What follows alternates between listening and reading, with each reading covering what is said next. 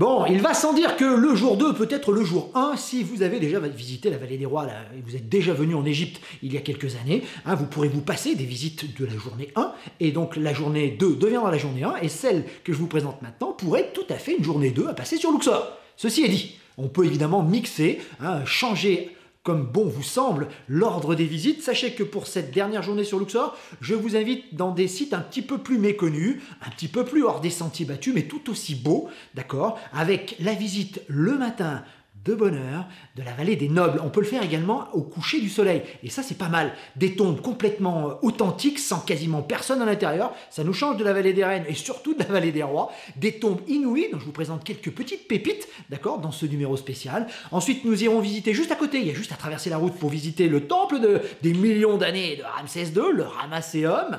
Et enfin, fin de journée, pourquoi pas, hein, ou dans la foulée, visiter Séti Ier, un temple assez méconnu. Alors c'est pas le plus beau des temples égyptiens, mais c'est vrai qu'on peut aller y jeter un petit coup d'œil, d'accord. On aura vu un large panorama de tout ce qui se fait et de tout ce qui se visite sur West Bank.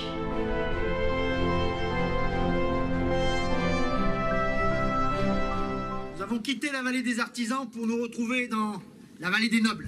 Ici, ce sont les grands dignitaires du royaume qui se sont fait enterrer, guère loin des tombes royales qui sont derrière la montagne et de la vallée des rois.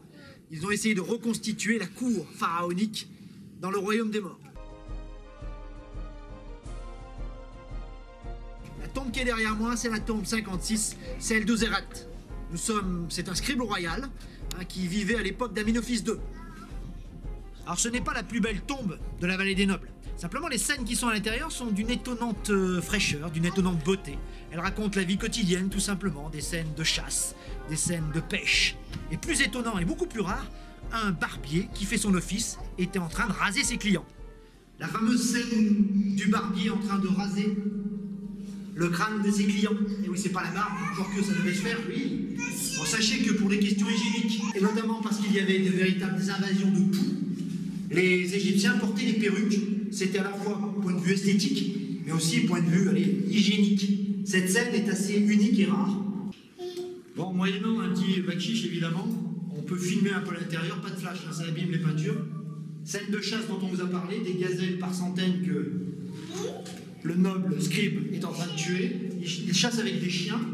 Plus loin, les scènes de pêche.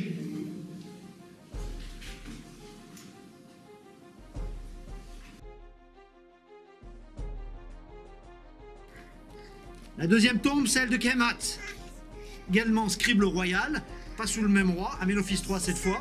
Il est également surintendant des greniers royaux. Un personnage important.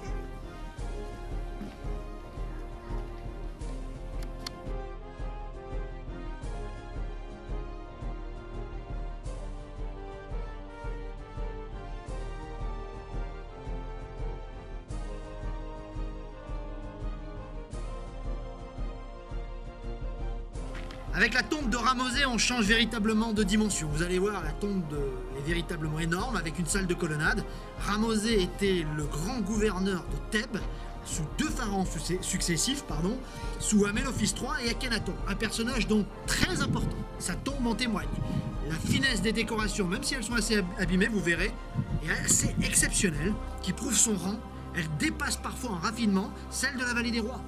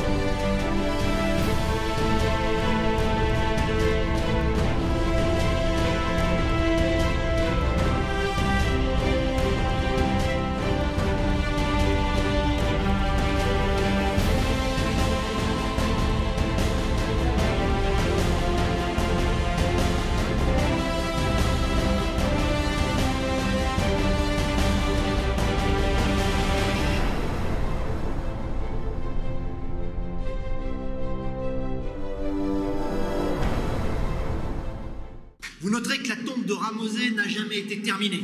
Il faut dire qu'il s'en est fait construire une autre, plus loin. Le changement de pharaon obligeait évidemment les dignitaires à le suivre. Il a suivi Akhenaton à Tel Amarna, dans la nouvelle capitale. Cette tombe n'a jamais été achevée. La visite de la vallée des nobles est assez remarquable. Alors certes, ça n'a pas le lustre de la vallée des rois ou de la vallée des reines, mais ici vous avez un charme intact, des tombes qui sont beaucoup plus proches de la réalité, qui reflètent la vie quotidienne, j'ai envie de dire, alors que dans la vallée des rois, on est plutôt dans le domaine des dieux. Vraiment un charme fou, surtout il y a beaucoup moins de monde, vous risquez d'être seul au fond des tombes, ce qui est assez mystérieux. Véritablement, on aime la vallée des nobles.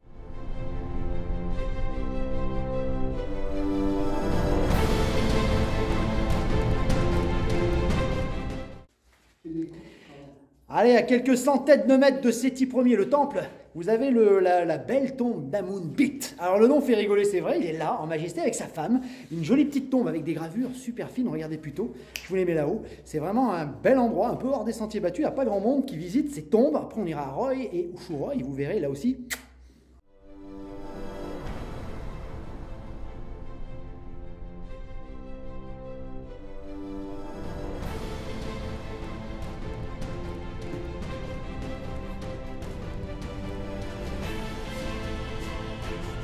La taille du sarcophage Amun-Bit devait être quelqu'un de très important.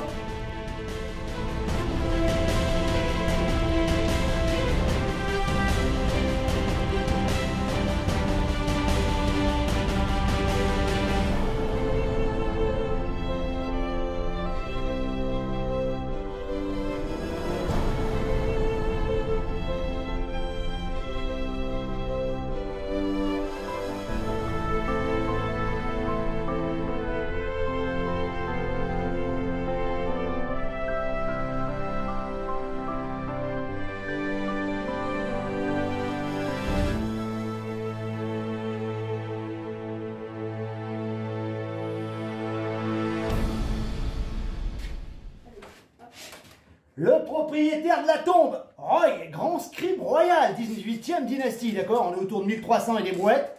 C'est une petite tombe, mais franchement, bon, il y a le puits qui part en dessous, évidemment, on est juste dans la chapelle funéraire. Mais les décorations, franchement, j'en ai rarement vu des si belles. Bon, en tout cas, je ne suis pas descendu dans celle de Nefertiti. Mais la tombe de Roy, on valide. Surtout pour le prix. Regardez plutôt.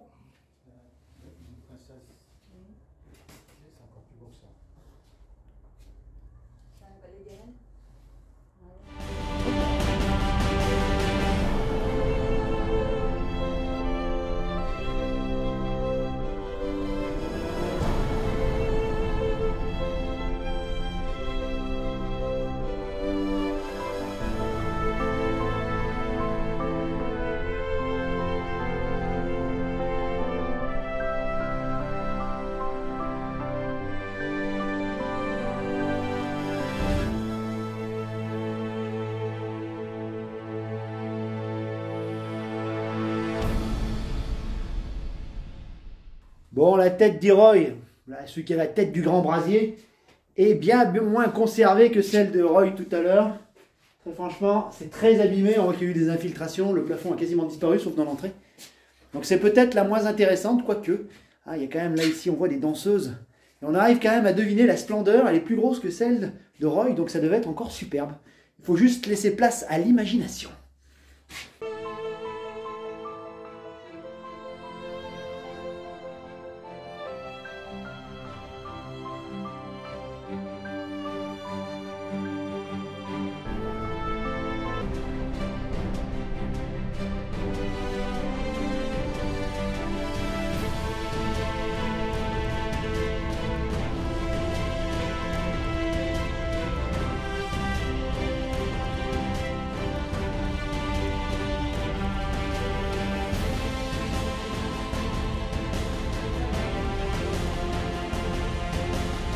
Si vous voulez un temple, là c'est quoi? C'est bientôt midi, pas trop de monde, sympa, un de mes temples préférés, pour être tout seul dans le temple, c'est le Ramesséum, juste derrière moi.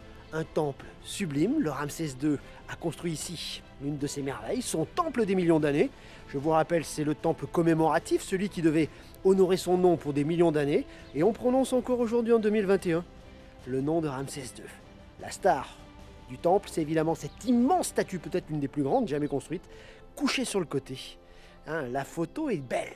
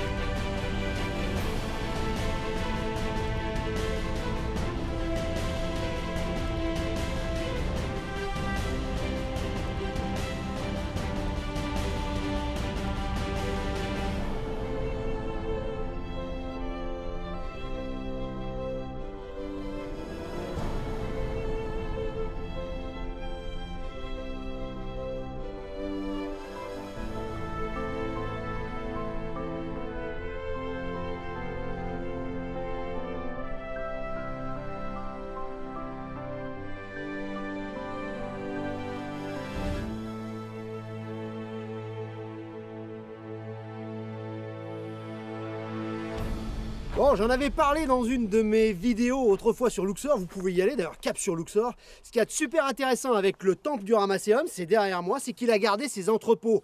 Un temple égyptien, ce n'est pas qu'un espace sacré, c'est également un espace économique, une ville dans la ville. Et on entreposait ici offrandes et également impôts que payaient les paysans autour. Donc il fallait beaucoup de choses pour entreposer tout ça. Et ces structures en briques crues que vous avez derrière, avec des arcades, c'est là qu'on entreposait tout ça. Il y avait également les habitations des moines, etc., ou en tout cas des prêtres. Autant dire qu'il y avait beaucoup de choses autour d'un temple, et au Ramesséum, on peut voir à quoi ça ressemblait. Dans la plupart des autres temples, tout ça a disparu. Et ça, c'est bon.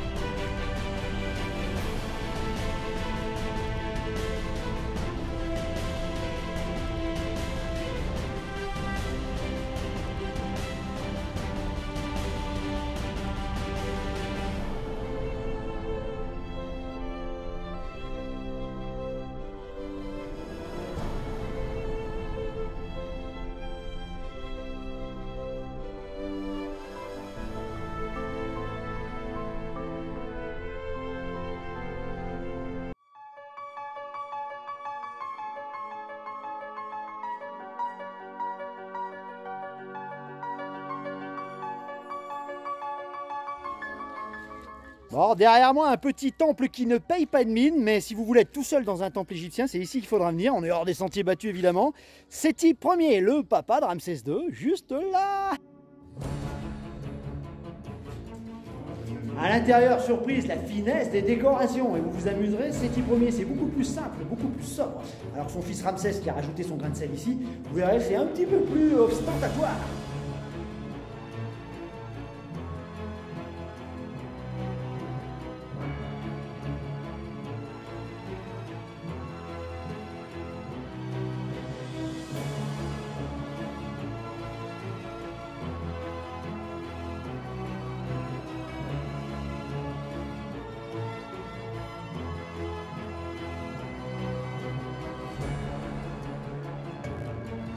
Impossible évidemment d'effacer ou d'essayer de les creuser, ils sont vraiment incrustés dans la pierre d'une façon assez étonnante. Et vous remarquerez que pour Séti Ier, c'est pas du tout le cas. On dirait presque que ça a été dessiné sur la pierre.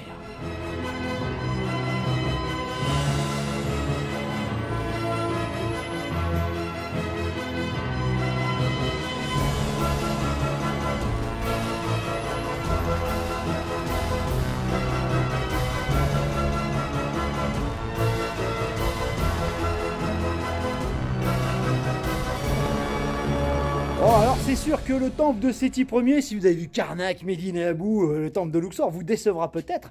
Par contre, si vous cherchez un temple où être tout seul à l'intérieur, sans aucun touriste, avec quelques belles gravures et une ambiance évidemment à nul autre pareil, surtout pas très cher, 60 livres, c'est l'un des moins chers évidemment, eh ben c'est celui-là qu'il faudra visiter, Séti Ier. Bon, voilà, vous savez tout sur quoi visiter, à part la vallée des rois sur West Bank. Il y a des temples, en veux-tu, en voilà, des tombes par centaines. C'est vraiment extraordinaire, la profusion de la richesse architecturale, archéologique de l'Égypte et de Luxor. Et encore, on en découvre jour après jour. Le prochain numéro reste dans la thématique. Vous êtes nombreux à me poser la question, mais comment se déplacer entre les temples? Comment organiser ces visites? Où loger près des temples et près de West Bank? Est-ce que j'ai des bons plans? Est-ce que j'ai des bonnes adresses? Est-ce que j'ai des drivers à vous proposer pour organiser par vous-même vos visites, car il n'y a pas forcément besoin d'un guide, il n'y a pas forcément besoin de passer par une agence, c'est beaucoup moins cher de passer par soi-même. Évidemment, il faut avoir un peu l'habitude de voyager et de s'organiser. Sinon, prenez un guide, ça va sans dire. Mais si vous êtes un peu l'âme aventureuse, je vous donne toutes les billes pour vous organiser, pour vous préparer un séjour au top sur Luxor et sur West Bank. C'est dans mon prochain numéro, le Club des Baroudeurs. D'ici là, portez-vous bien. Si vous avez des questions à me poser, n'hésitez pas à aller sur mon Messenger, sur mon Instagram, je vous le mets également. C'est plus pratique. Apparemment, la messagerie, les messages sur YouTube ont tendance à s'effacer assez rapidement. Il doit y avoir un petit blème, un petit bug avec ma messagerie. Donc n'hésitez pas à me joindre directement sur Messenger, directement sur mon Instagram. Je vous répondrai, je répondrai à toutes vos questions et je vous donnerai pourquoi pas un petit coup de main pour vous organiser votre prochain voyage sur Luxor. Ça tourne? Parfait! Ashraf, pour le club des baroudeurs, la vallée des Nables, le temple d'Hatshepsut, Der Médine. Ça, c'est de la visite. Allez! Ashraf! Oh non,